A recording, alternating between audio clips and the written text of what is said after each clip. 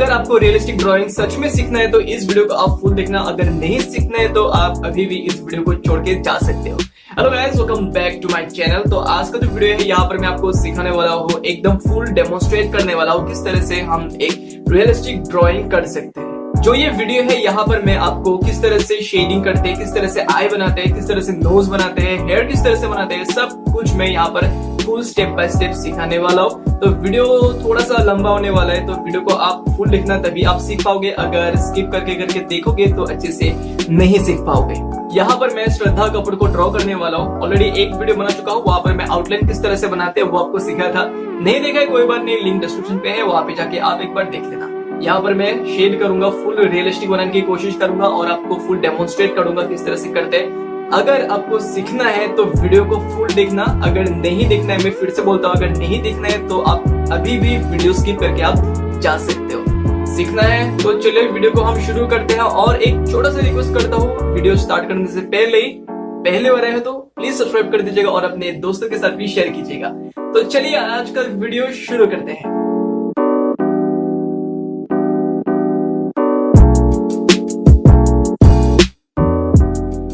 मैं यहाँ पर आर्ट लाइन का पेंसिल ले रहा हूँ। अगर आपके पास दूसरा कुछ ग्रेफाइट पेंसिल है वो भी आप इस्तेमाल कर सकते हैं। मैं स्टार्ट करूंगा आई से, और इसके लिए मैं यहाँ पर एक 4B पेंसिल का इस्तेमाल कर रहा हूँ। और जो ये मेरे पास पेपर यूज कर रहा हूँ ये है आइवरी का पेपर, बहुत ही स्मूथ पेपर है। ये पोर्ट्रेट के लिए काफ़ी अच्छा है। यहाँ पर हम अच्छे से रियलिस्टिक हम ड्राइंग कर सकते हैं। रियलिस्टिक ड्राइंग के लिए पेपर काफ़ी इंपॉर्टेंट है। कौन सा पेपर यूज़ कर रहे हो उसके ऊपर भी बहुत डिपेंड करता है। अगर आप एकदम स्मूथ सरफेस का पेपर यूज़ कर रहे हो, जैसे कि आइवरी, ब्रिस्टल, ब्रूस्टो, इस तरह से काफ़ी पेपर है, अगर उसका इस्तेमाल करते हो तो आपका जो ड्राइंग है काफ़ी अच्छा होता है और काफ़ी रियलिस्टिक सा लगता है, क्योंकि हम इस पेपर पे अच्छे से हम ब्लेंड कर सकते हैं। लेकिन अगर आप कोई भी एक टेक्सचर पेपर लेते हो, जैसे कि कार्ट्रिज पेपर है, उसका अगर इस्तेमाल करते हो तो वहाँ पर रियलिस्टिक ड्राइंग बनाना थोड़ा सा मुश्किल होता है, क्योंकि वो जो पेपर है वो टेक्सचर पेपर होता है और वहाँ पर हम अच्छे से ब्लेंड नहीं कर सकते। आप आइवरी पेपर का इस्तेमाल कर सकते हैं। आइवरी पेपर आपको बहुत ही चीप प्राइस में मिल जाता है, तो आइवरी पेपर मैं आपको रिकमेंड करूँगा। क्योंकि अगर आप एक बिगिनर हो तो आप ब्रिस्टल या फिर ब्रूस्टो इस तरह से पेपर का आप इस्तेमाल मत कीजिए, क्योंकि ये काफ़ी एक्सपेंसिव है। आप प्रैक्टिस के लिए एकदम पहले आइवरी पेपर का इस्तेमाल कर सकते हैं। तो पहले मैं यहाँ पर क्या कर रहा हूँ, जहाँ पर लाइट शेड है उसको मैं बना रहा हूँ, जो रेफरेंस फोटो है उसको मैं अच्छे से ऑब्जर्व कर रहा हूँ, उसके हिसाब से मैं यहाँ पर थोड़ा सा शेड कर रहा हूँ। अभी एक 2B पेंसिल से मैं दूसरा लेयर बना रहा हूँ, जहाँ पे डार्क वैल्यू है उसको मैं बना रहा हूँ।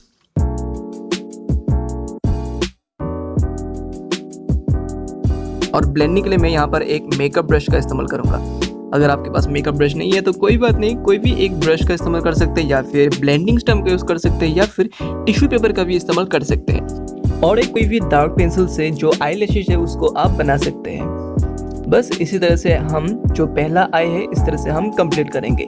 दूसरे आई के लिए भी सेम टेक्निक है, तो इसलिए जो वीडियो है मैं यहाँ पर थोड़ा सा फास्ट फॉरवर्ड कर देता हूँ, क्योंकि अगर इसी तरह से मैं रियल टाइम में आपको दिखाऊंगा तो वीडियो बहुत ही लंबा हो जाएगा। तो इसलिए इसको थोड़ा सा मैं फास्ट फॉरवर्ड कर देता हूँ।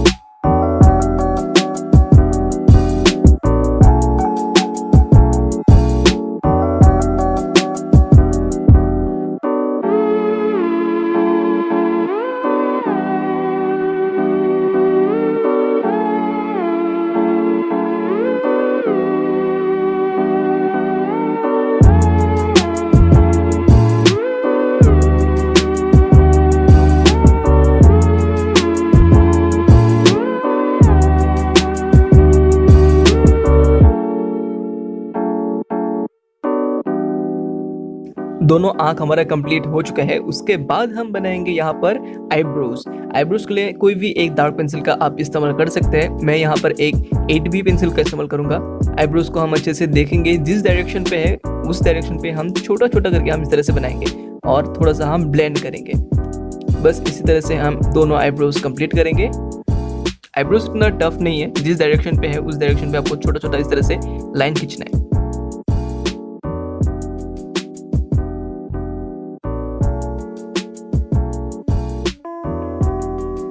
अभी हम बनाएंगे नोज। नोज के लिए भी सेम टेक्निक, पहले हम जो लाइट पोर्शन है उसको हम बनाएंगे जो एकदम लाइट पोर्शन है उसके लिए एकदम लाइट पेंसिल का इस्तेमाल करना, कोई भी 2B 4B इस तरह का पेंसिल का इस्तेमाल आप मत कीजिएगा, क्योंकि जो लाइट पेंसिल है उसी से ही हम अच्छे से लाइट वैल्यू को हम बना सकते हैं। यहाँ पर मैं एक HB पेंसिल का इस्तेमाल कर रहा हूँ। HB पेंसिल काफ़ी लाइट पेंसिल है। उसके बाद जब ये हो जाता है मैं एक मेकअप ब्रश से इसको ब्लेंड करूँगा, या फिर आप एक टिश्यू पेपर का भी इस्तेमाल कर सकते हैं। टिश्यू पेपर से हम बहुत ही स्मूथ ब्लेंड कर सकते हैं। रियलिस्टिक ड्राइंग के लिए ब्लेंड करना बहुत ही इंपॉर्टेंट है। जितना हम ब्लेंड करेंगे उतना ही जो हमारा ड्राइंग है उतना रियलिस्टिक लगेगा। तो जितना अच्छा ब्लेंड होगा उतना ही अच्छा ड्राइंग होगा। और भाई अगर अभी तक मेरा वीडियो आप देख रहे हो, इसका मतलब यह है कि मेरे वीडियो से आप कुछ सीख रहे हो, है ना, और मजा आ रहा है। तो इसी तरह का मजेदार वीडियो पाने के लिए मेरा जो चैनल है उसको आप सब्सक्राइब कीजिए। नीचे सब्सक्राइब का बटन है उसको आप प्रेस कीजिएगा और अपने दोस्तों के साथ भी शेयर कीजिएगा। जो हमारा नोज है वो कंप्लीट हो चुका है। उसके बाद आता है लिप्स। लिप्स यहाँ पर डार्क है तो इसलिए मैं यहाँ पर एक 4B पेंसिल से शेड कर रहा हूँ। लिप्स के लिए इतना ज़्यादा कुछ है नहीं, पहले हम शेड करेंगे, उसके बाद ब्लेंड करेंगे और जहाँ पर हाईलाइट है उसको हम थोड़ा सा इरेज करके हम हाईलाइट बनाएंगे। तो पहले मैं यहाँ पर एक 4B पेंसिल से शेड करूँगा। अब मैं एक मेकअप ब्रश से इसको ब्लेंड करूँगा। अगर आपके पास ब्रश नहीं है तो आप फिंगर हो या फिर ब्लेंडिंग स्टम्प या फिर कॉटन बड किसी का भी इस्तेमाल आप कर सकते हैं, सबका रिजल्ट सेम आएगा। जो हाईलाइट है उसके लिए मैं एक इरेजर से इरेज करके बना रहा हूँ।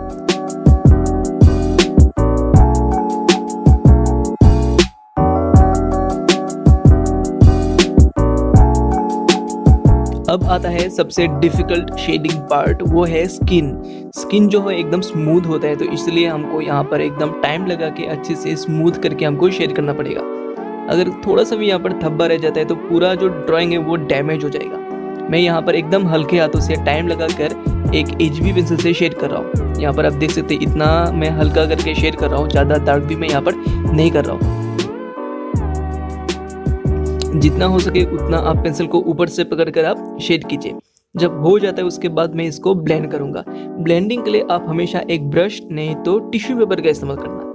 ब्लेंडिंग स्टम्प का यूज आप कभी भी मत कीजिएगा स्किन के लिए, क्योंकि ब्लेंडिंग स्टम्प से अगर हम यहाँ पर ब्लेंड करेंगे तो यहाँ पर धब्बा रह जाएगा तो पूरा ड्राइंग बेकार हो जाएगा। तो इसलिए यहाँ पर एकदम स्मूथ ब्लेंडिंग के लिए एक टिश्यू पेपर का इस्तेमाल करना और एकदम हल्के हाथों से जितना हो सके उतना टाइम देकर आप इसको ब्लेंड करना।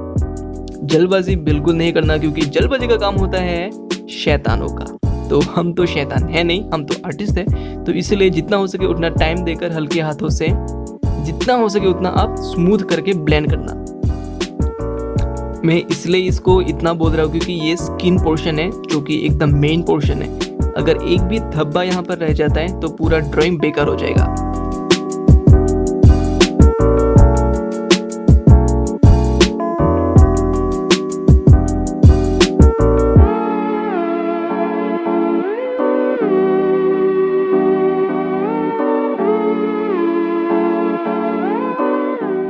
अब आया हेयर का पोर्शन। हेयर के लिए बहुत सारे आर्टिस्ट को बहुत प्रॉब्लम होता है किस तरह से करते हैं, लेकिन ये बहुत ही आसान है।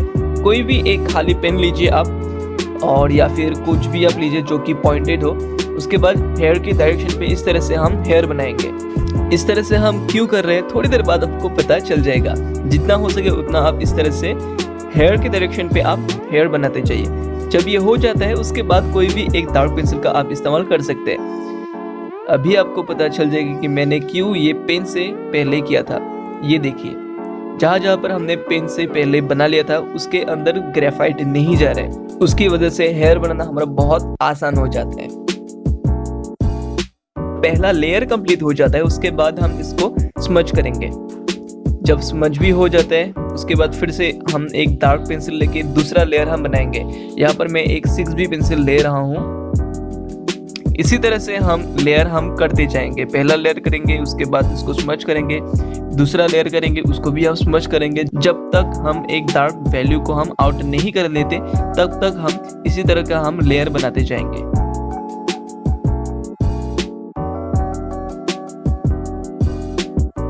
आप भी एक बार इस ड्राइंग को ट्राई करो, जितना हो सके उतना डिटेल आप बनाने की कोशिश करो। उसके बाद मुझको आप इंस्टाग्राम पर शेयर कर सकते हो।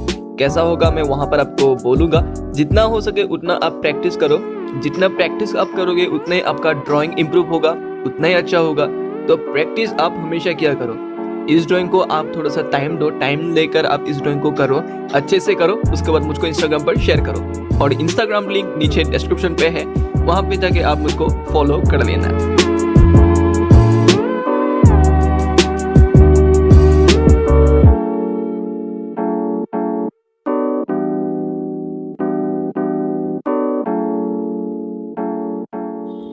मैं नीचे एक पेपर का इस्तेमाल कर रहा हूँ ताकि मेरा हाथ लगकर जो पहला ड्राइंग है वो खराब ना हो जाए। बहुत सारा जो आर्टिस्ट है वो इस तरह का इस्तेमाल नहीं करता है, वो डायरेक्ट हाथ का इस्तेमाल करते हैं, कोई पेपर वगैरह इस्तेमाल नहीं करता। तो क्या होता है, जो हाथ लगकर हमारा ड्राइंग स्मज हो जाता है और पूरा ड्राइंग बेकार हो जाता है। तो कोई भी एक इस तरह का आप ट्रांसपेरेंट शीट ले सकते हो, प्लास्टिक ले सकते हो, या फिर मेरे जैसा एक पेपर ले सकते हो।